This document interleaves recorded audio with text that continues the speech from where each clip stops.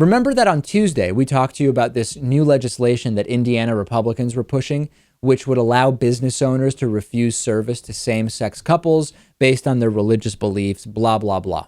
That was the story. And Governor Mike Pence has now signed this legislation, which is really angering the gaming convention.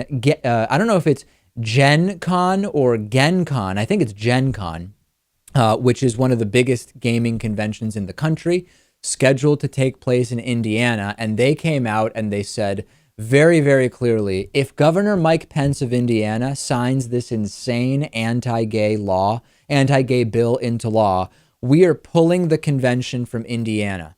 Today, Governor Mike Pence did indeed sign that law.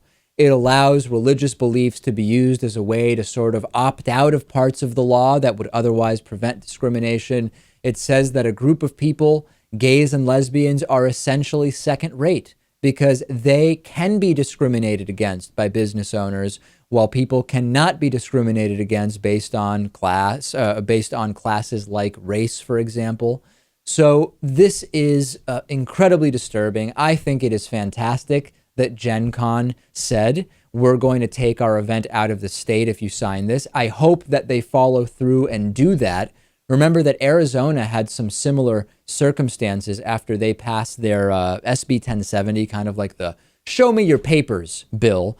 They lost a bunch of business, although they still managed to keep a lot of big conventions and sporting events, but a lot of businesses that could be anywhere in the U.S. for their conventions opted not to go to Arizona. And you have to hit the state where the money is. And remember, states like Indiana and Arizona depend heavily on federal tax dollars. They are not in great financial shape if you look merely at the state budgets.